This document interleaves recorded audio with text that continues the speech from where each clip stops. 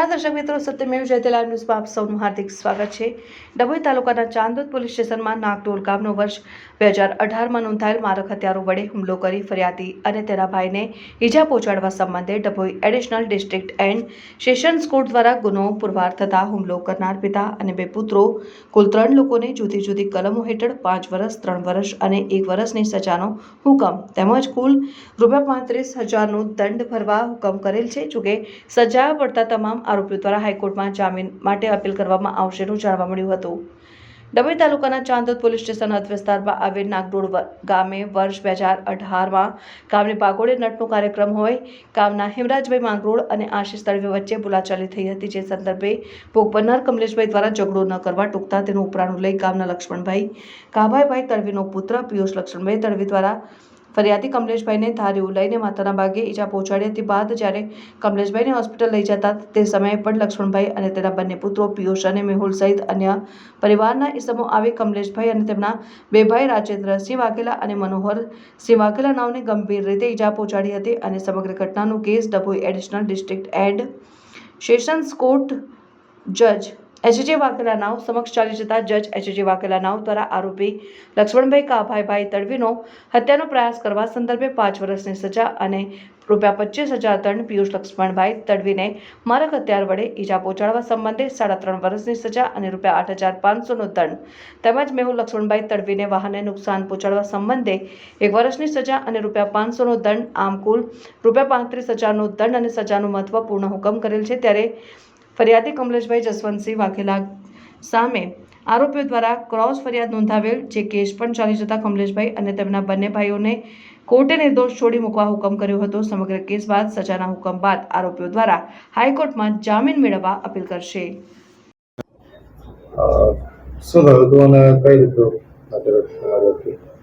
Dabhoi session કોર્ટમાં અમારો 2018માં મારામારીનો case થયો હતો। અમારી પર હુમલો કર્યો હતો અને તેમાં લક્ષ્મણભાઈ કાભાઈભાઈ તળવીનાઓએ અમારી પર હુમલો કરી અને અમોને ત્રણેય ભાઈઓને ઈજાઓ પહોંચાડી હતી અને તેમાં લક્ષ્મણભાઈને અને એમના બે દીકરાઓને કોર્ટે સજા ફટકારી છે અને અમોને નિર્દોષ જાહેર કર્યા છે। તેથી અમે ન્યાયતંત્રનો આભાર માની લાગણી અનુભવીએ છીએ।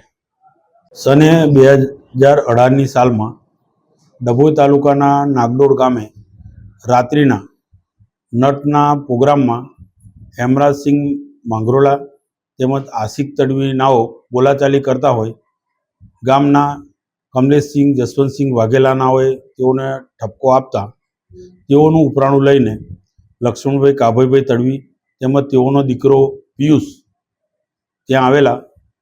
અને પિયુષભાઈએ તેઓના હાથમાંનું ધાર્યું કમલેશસિંહને માથામાં મારી દીધેલ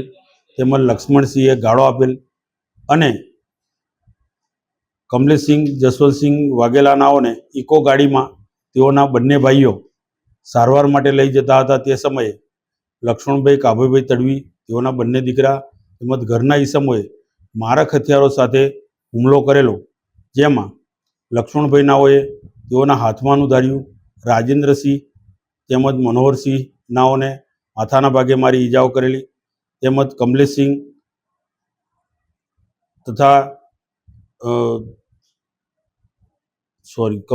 તેમજ રાજેન્દ્રસિંહ તથા મનોહરસિંહ નાઓને ગાળો આપેલી તેમજ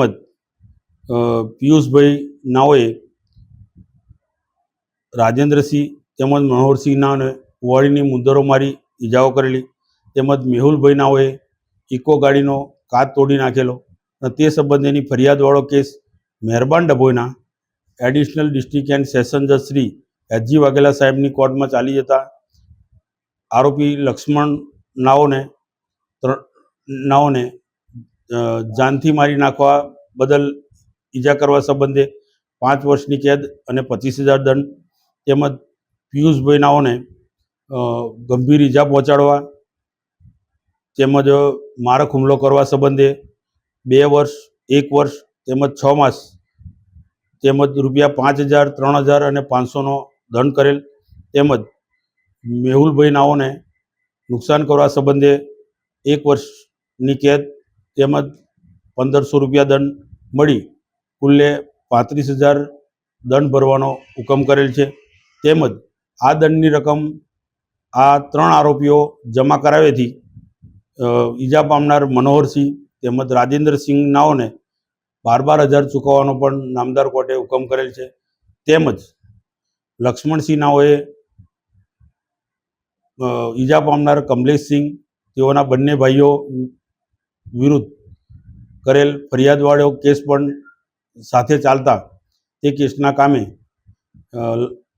કમલેશસિંહ તેમજ તે બંને ભાઈઓને છોડી મૂકવાનો નામદાર કોર્ટે હુકમ કર્યો.